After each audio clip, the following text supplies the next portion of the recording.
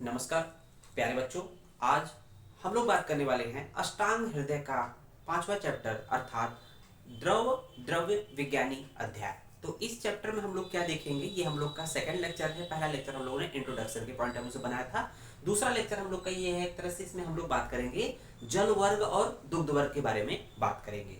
तो यहाँ पर हम लोग और कई वर्ग है, तो हम लोग कहीं ना कहीं नेक्स्ट कंटिन्यू में हम उसकी बात करेंगे। आज यहाँ पर जल वर्ग और दुग्ध वर्ग के बारे में देखेंगे। तो जल वर्ग क्या यहाँ पर ज्यादा वर्णन हुआ है, क्योंकि जल ही जीवन है, हम लोग भी जानते हैं। तो यहाँ पर जल का देख रहे होंगे ज्यादा वर्णन है और पेपरों में पूछा जाता है।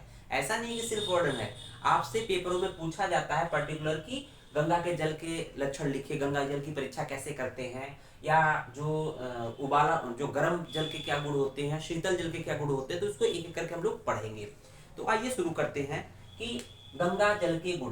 तो गांग जल या गंगा जल एक ही बात है। गांग जल के गुण, तो गांग जल क्या है या गंगा जल क्या है उसके बारे में देखेंगे। तो यहाँ पर पहले ये समझना है कि गांग जल का मतलब ये नहीं कि सिर्फ गंगा नदी का जो जल होता है उसको हम लोग गंगा जल कहेंगे। और यहाँ पर है कि गंगा नदी का हम लोग मानते हैं जल स्वच्छ होता है, निर्मल होता है। उसके अलावा जो भी जल, जो अंतरिक्ष जल होता है, जो स्वच्छ होता है, जो पीने योग्य होता है, उसको हम लोग गंगा जल कहते हैं। जैसे अंतरिक्ष का जल को भी हम लोग गंगा जल का ही नाम आएगा, ध्यान रखिएगा। जो आकाशीय जल होता है, जो आकाश से पानी बरसता है, उसको अगर कलेक्ट कर लें तो वो भी गंगा जल के श्रेणी में आता है, ये चीज ध्यान रखिएगा। तो यहाँ शुरू करते हैं गंगा जल के गुण के बारे में। तो यहाँ देखें क्या लिखा है, जीवनम तर्पणम हृदय ह्लादि बुद्धि प्रबोधकम। अर्थात जीवनम अर्थात जीवन देने वाला ही होता है, कि कहते हैं ना जल ही जीवन है।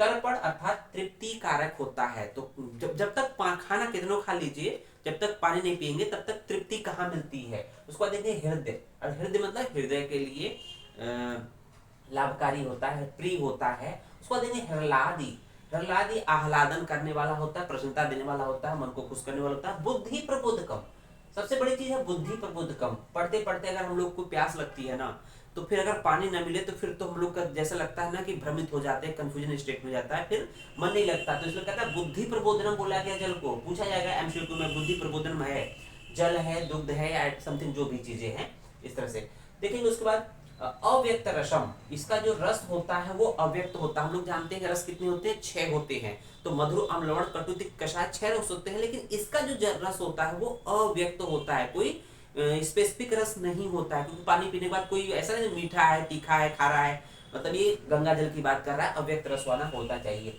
मृष्टम शीतलम, शीतम और ये शीतल होता है, होना चाहिए, होता है। और लघु, और लघु होता है। और अमृतमोपमम, अमृत के समान होता है। तो हम लोग जो हाईलाइट कर रहे हैं वो आपके एमसीक्यू के पॉइंट ऑफ व्यू से इंपॉर्टेंट है, अमृत के समान होता है। उसको देखेंगे गंगा अम्बु नवसो, जब ये गंगा का जल, गंगा अम्बु नवसो मीन्स ये जो आकाशीय जल है, गंगा अम्बु अर्थात यही जब गंगा जल, यही निर्मल जल, गंगा अम्बु का मतलब स्वच्छ जल, नवसो अर्थात जब आसमान से बरसता है, नवसो भ्रष्टम आसमान से बरसता है, नीचे की तरफ आता है, क्या होता है, स्पृष्टवा तो इंदु अर्क इंदु मारुते, जब वो आसमान से आकाशीय जल जब नीचे की तरफ आता है तो किसके स्पर्श में आता है, स्पृष्ट मीन्स किसके स्पर्श में आता है।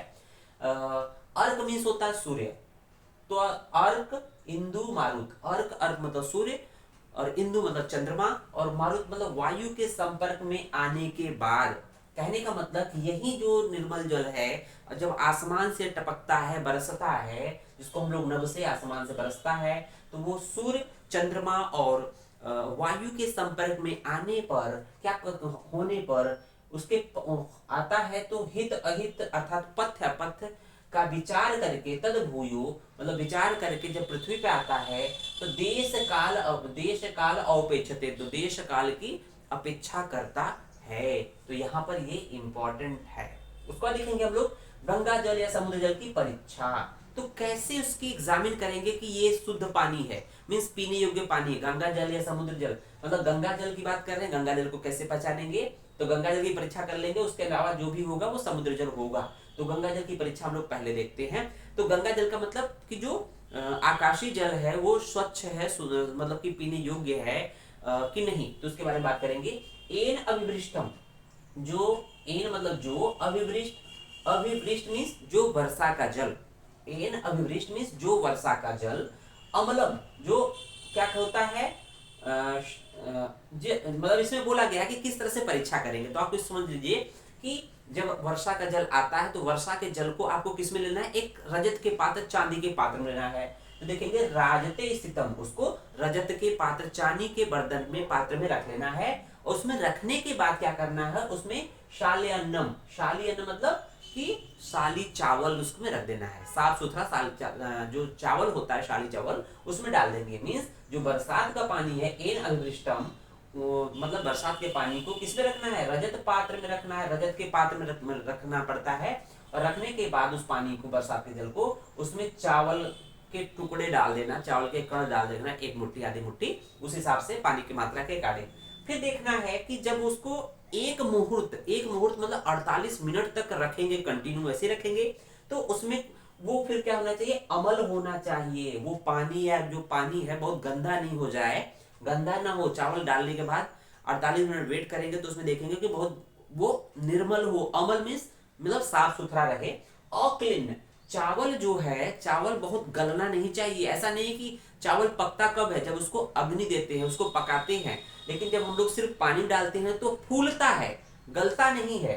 तो अक्लिन्नम और अविवर्णम, और उसमें उसके पानी का वर्ण भी कोई मतलब कि विवर्ण रहित हो, कलर बहुत चेंजेस न हो, उसको हम लोग बोलेंगे तत्पेयम गांग।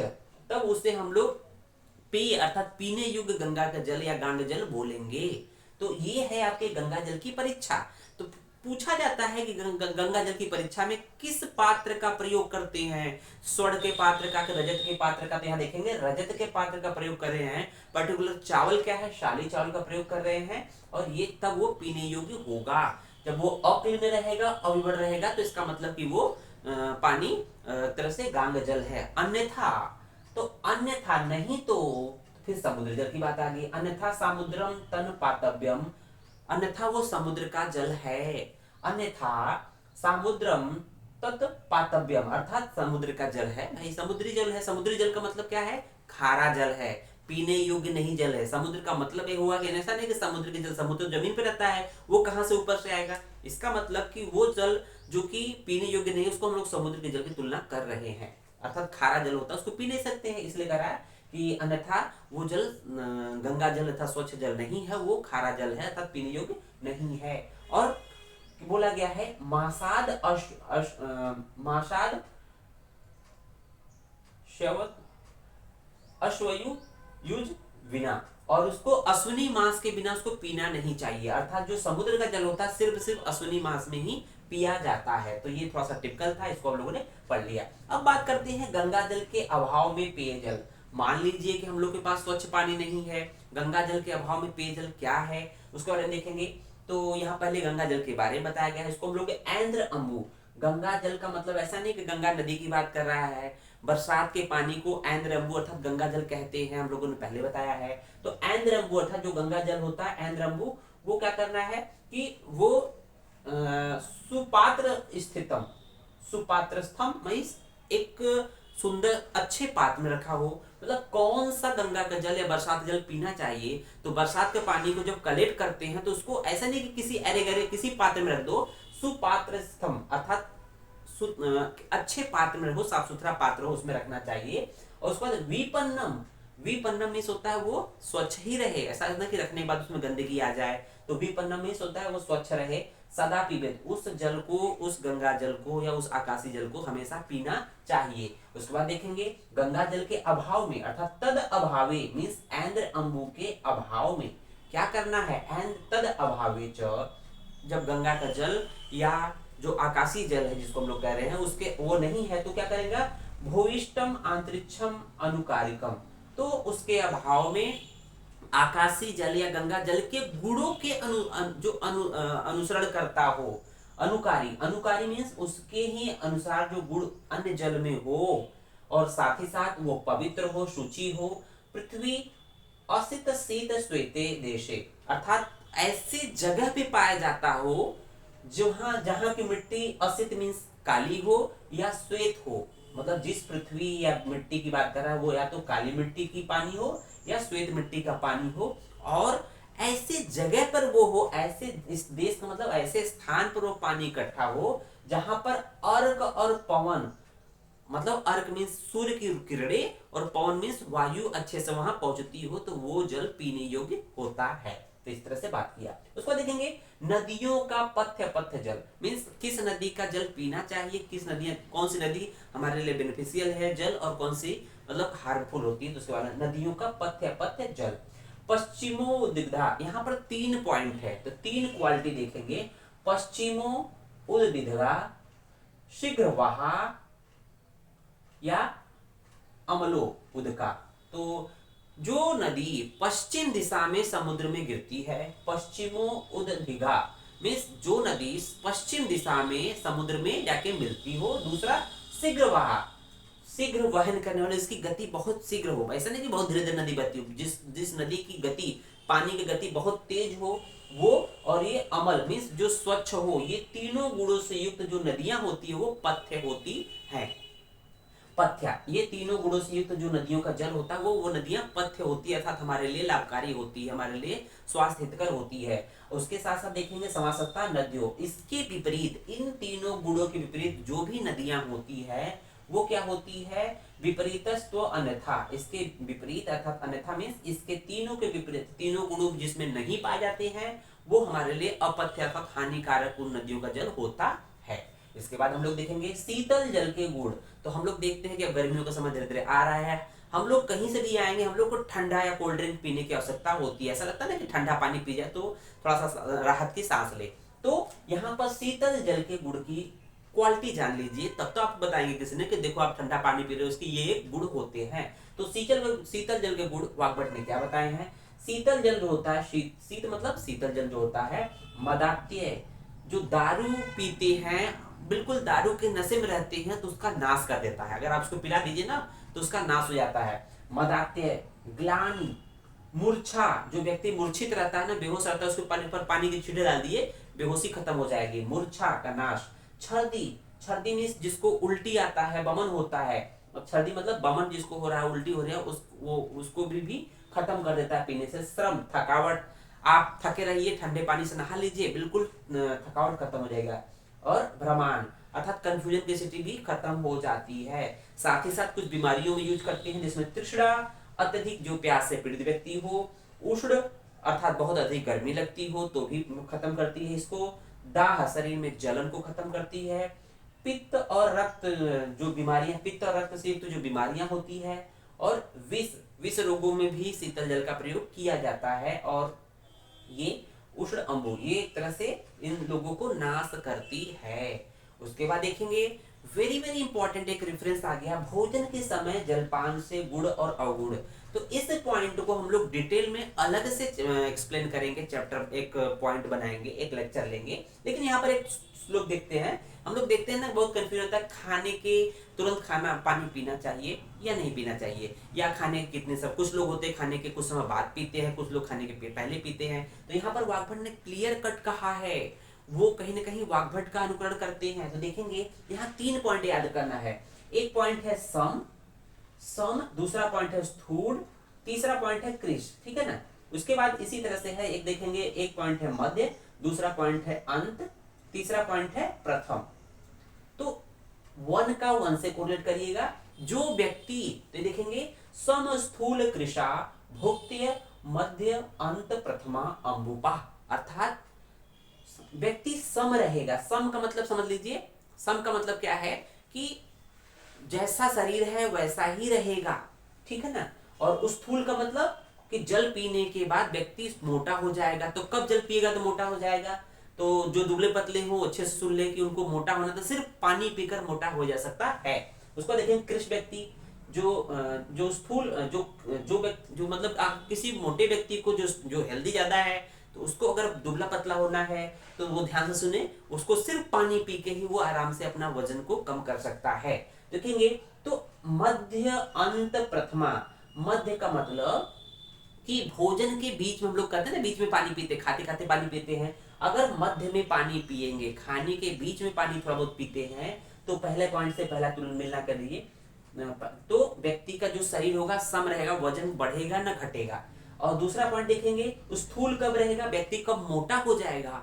तो मोटा हो जाएगा जब जब अंत में, जब मध्य अंत, जब भोजन के अंत में पानी पिएगा, भोजन खाना खाने के बाद जो पानी पीते हैं उनका शरीर स्थूल हो जाता है, अर्थात वजन बढ़ जाता है। और कृष्ण कब होगा, व्यक्ति कृष्ण कब हो जाएगा, जब भोजन से पहले प्रथम अम्बुपान, अर्थात भोजन से पहले ही, खाना खाने से पहले पानी पी लिया तो क्या हो जाएगा, कृष्ण हो जाएगा। तो इसको हम लोग और डिटेल में बताएंगे क्यों ऐसा होता है, ठीक है ना। अब उसको देखेंगे उष्णोदक अर्थात गर्म जल के गुण की बात करेंगे यहाँ पर।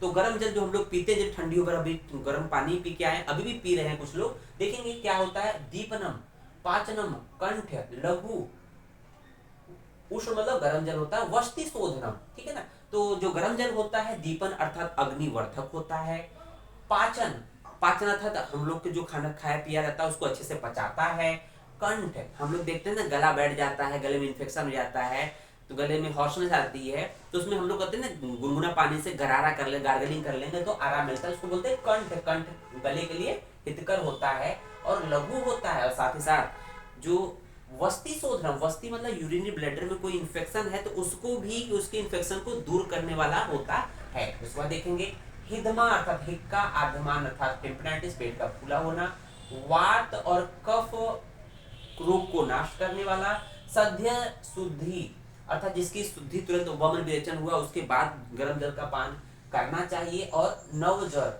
नवज्वर नवीन ज्वर हो, नवीन ज्वर में, काश अर्थात खांसी में, आम रोग जिसको मतलब आम अर्थात आमज व्याधि हो उसको, पीनस व्याधि, श्वास रोग, पार्श्वशूल और रुक्ष व्यक्तियों में ये इनका नाश करता है। उस पर देखेंगे क्वथित शीतल जल के गुण। क्वथित शीतल मतलब होता क्या है, आपने पानी को गर्म किया फिर शीतल कर दिया। क्वथित मीन्स बॉयल करना, क्वथित मीन्स बॉयल करना, पहले बॉयल किया फिर उसको ठंडा करके जो जल होता है उसके पीने से क्या फायदे होंगे, उसके क्या गुण होंगे। तो क्वथित शीतलम गुण मीन्स पानी को गर्म करके फिर ठंडा करके पीना। एक तो होता है उष्णोदक, मतलब कि गुनगुना पानी होता है, आपने गर्म करके पी लिया वो उष्णोदक हो गया। ये गर्म करके आपने ठंडा किया है, बॉयल करके ठंडा किया है, वो आपका क्वथित शीतलम जल पढ़ाएगा। उसके गुण क्या होते हैं तो देखेंगे अनअभिसंधि। अनअभिसंधि, अभिसंधि का मतलब कि स्रोतों में अवरोध उत्पन्न करना अभिसंधि कहलाता है। जैसे आप लोगों ने दही खाने के बाद आप देखते होंगे ना, सुबह दही खा के क्लास में जाइए, आपको लगेगा नींद नींद की अवस्था है क्योंकि स्रोत अवरोध हो गए हैं। तो इसका मतलब आपको निद्रा ही निद्रा पूरे दिन आएगी, तो उसको बोलते हैं अभिसंधि गुण दही का होता है। इसके अपोजिट है, इसका मतलब इस तरह की प्रॉपर्टी नहीं होगा अगर क्वथित शीतल जल पिएंगे तो अनभिसंधि है। उसको देखेंगे लघु होता है, और ये लघु तोयम क्वथित शीतलम, जो ठंडा गर्म करके ठंडा किया जल जो जल होता है वो अनभिसंधि और लघु होता है। उसको देखिए पित्त युक्त हित दोषे, जो पित्त से युक्त जो दोष होते हैं उसका उसमें हितकारी होता है। और ये 3 गुण है, ठीक है। और इसके बाद कह रहा है कि व्युसितम, व्युसित मीन्स क्या होता है कि इस जो गर्म जल को, क्वथित जल था, क्वथित शीतल जल था, मान लीजिए आपने गर्म करके ठंडा किया, ठंडा करने के बाद बहुत लंबे समय तक उसको बासी रख दिया, मतलब शाम में गर्म किया ठंडा करके फिर आप सुबह पी रहे हो अगले दिन, समझ रहे हैं, तो वो बासी जल हो जाएगा। मतलब जब वही गर्म क्वथित जल शीतल जल अगर आप व्युसित मीन्स बासी पी रहे हैं, बहुत समय बाद पी रहे हैं, तो त्रिदोषकृत हो जाएगा, तो फायदे की जगह नुकसान हो जाएगा। बच्चों इस चीज को ध्यान रखिएगा। व्युसित मीन्स यही जो क्वथित शीतल जल है वो आपको त्रिदोषकृत, वात पित्त कफ को तीनों को प्रकोप करने वाला होता है। ये एमसीक्यू में बन सकता है, ध्यान दीजिएगा।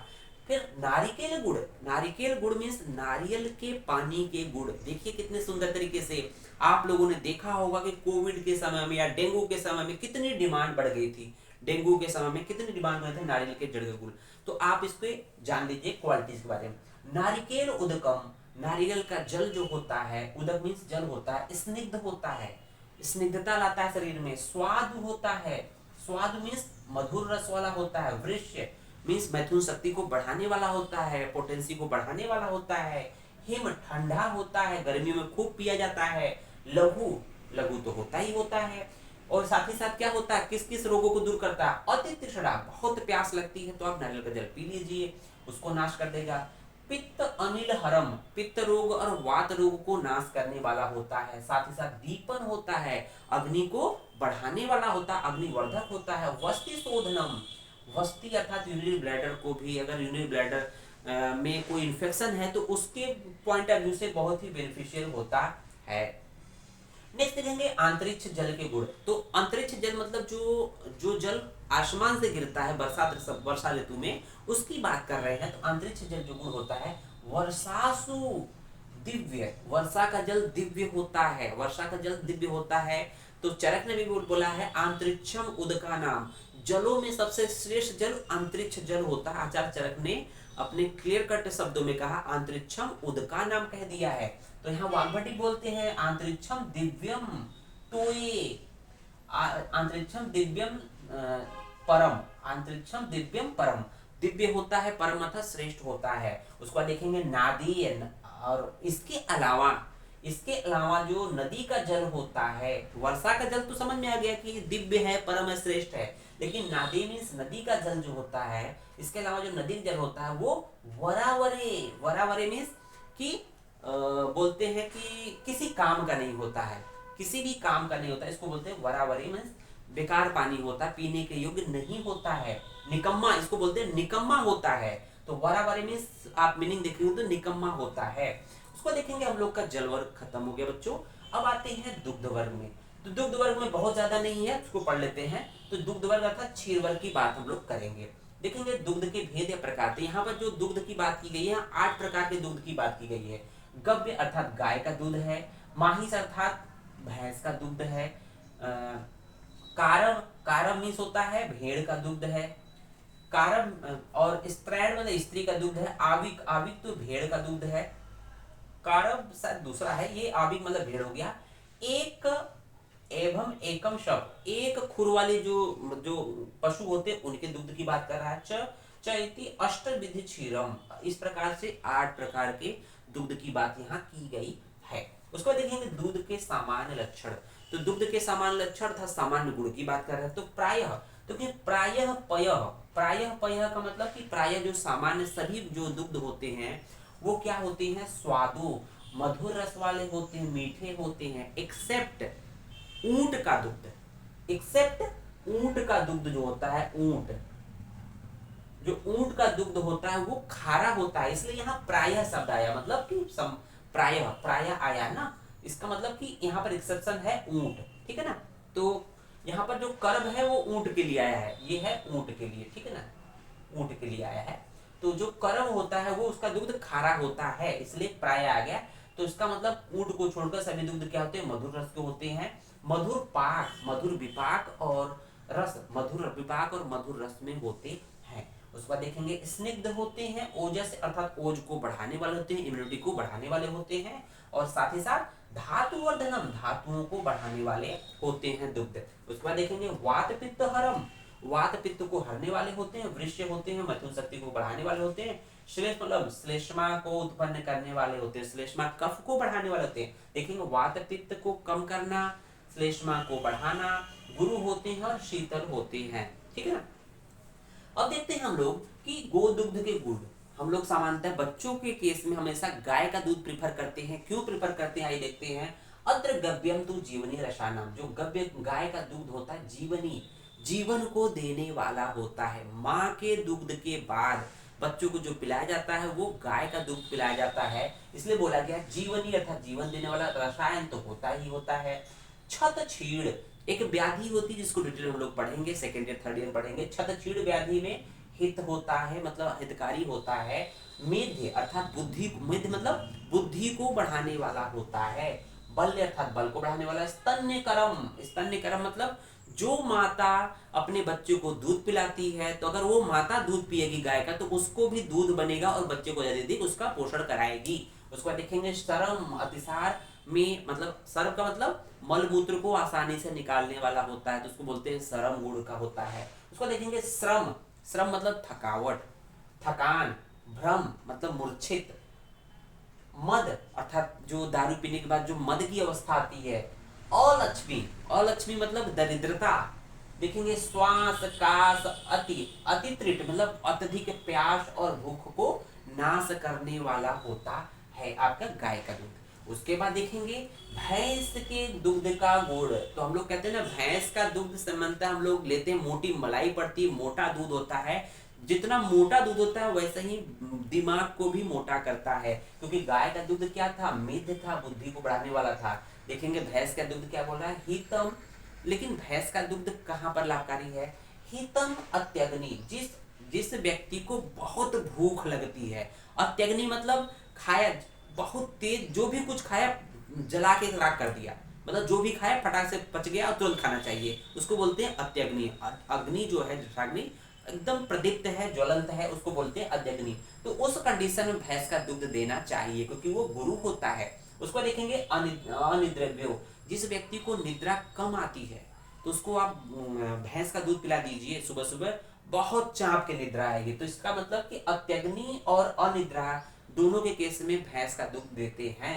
और क्यों देते हैं, क्योंकि ये गरियो अर्थात गरियो मतलब भारी होता है, गुरु होता है और ठंडा होता है, शीतल होता है। हिमम और गरियो मीन्स गुरु, गुरु और हिमम मतलब ठंडा, ठीक है ना, शीतल, शीतल होता है, इसलिए यहाँ पर ये लाभकारी होता है। अब बात करते हैं बकरी के दुग्ध के गुण की बात करते हैं। बकरी का दुग्ध अर्थात हम लोगों ने देखा होगा कि डेंगू के केस में बकरी का दुग्ध खूब यहाँ पर चलन में आया था कि बकरी का दूध मिल जाए तो ठीक हो जाए, कुछ ऐसी युक्तियां भी आई थी। तो देखेंगे डेंगू में बहुत यूज हुआ था। तो यहाँ देखेंगे कि क्या बोला गया है, बकरी का दुग्ध लघु क्यों है, क्योंकि लघु होता है, ठीक है ना। लघु क्यों है, तो बोला गया अल्प अंबुपान। बकरियां जो होती है ना पानी बहुत कम पीती है, बकरी जो होती है पानी बहुत नाम मात्र पीती है, आपने देखा होगा बहुत ज्यादा पानी नहीं पीती है। अल्प अंबुपान, बकरी बहुत पानी कम पीने की वजह से। व्यायाम, व्यायाम मतलब आप देखते होंगे बकरी एक जगह स्थिर नहीं रहती है, वो हमेशा दिन भर खेत में या जहां भी हो टहलती रहती है, तो उसको व्यायाम में काउंट कर लेते हैं। हम भी लोग टहलते रहेंगे तो उसको व्यायाम में काउंट हो जाएगा। तो अल्प अंबुपान बहुत कम पानी पीने की वजह से, व्यायाम अत्यधिक व्यायाम चलने फिरने की वजह से, और साथ ही कटुतिक्त अशन, कटुतिक्त रसों से युक्त पेड़ पौधों के पत्तियों को खाने से उनका दूध क्या होता है, लघु होता है। समझ में आया। आजम मीन्स बकरी, अजा मीन्स बकरी या आजम मीन्स बकरी। तो इसका जो दुग्ध होता है शोष, शोष का मतलब ट्यूबरकुलोसिस के पेशेंट को दिया जाता है, इसको बोलते हैं शोष। और साथ ही साथ ज्वर, श्वास, ज्वर रोग, श्वास रोग, रक्त पित्त और अतिसार को नाश करने वाला दुग्ध होता है बकरी का। इसको देखेंगे स्त्री दुग्ध। स्त्री दुग्ध का मतलब कि हम जिस माता के दुग्ध को पीकर पान करके बड़े होते हैं, उस माता के दुग्ध की खासियत बताई गई यहाँ पर। अर्थात मानुषम, मानुषम मीन्स मनुष्य जाति में जो स्त्री जाति होती है उसके दुग्ध की बात कर रहे हैं। तो वात पित्त अश्रिक अर्थात रक्त जन्य अभिघात अच्छी रोग को नाश करने वाला होता है।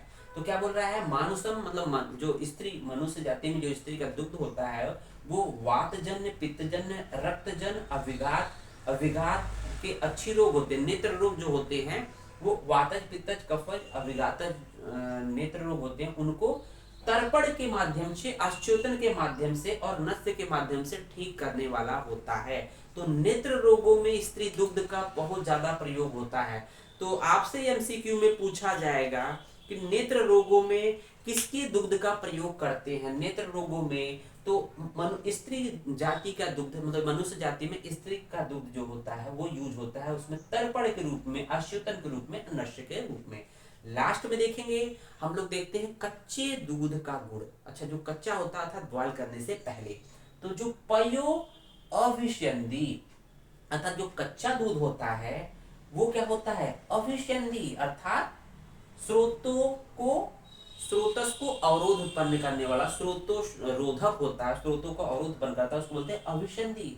गुरुवाम मीन्स गुरु होता है, युक्तया, और ये तो कच्चे दूध की बात कर रहे हैं। लेकिन जो पक्का दूध होता है, जो पकाया हुआ दूध है, युक्ति पूर्वक जो पकाया दूध होता है, युक्ति पूर्वक पकाया दूध, युक्तया, श्रित अश्रितम अन्यथा, और युक्ति पूर्वक पकाया दूध इसके जस्ट विपरीत होता है, अर्थात अभिसंधि हो जाएगा और लघु हो जाएगा। तो ये आपने सिंपली यहाँ पर जल वर्ग और दुग्ध वर्ग की बात किया। उम्मीद है वीडियो आपको पसंद आया होगा। वीडियो को अधिक से अधिक लाइक करें, अधिक से अधिक शेयर करें, साथ ही साथ चैनल को सब्सक्राइब करें अगर आप चैनल पर नए हो। धन्यवाद।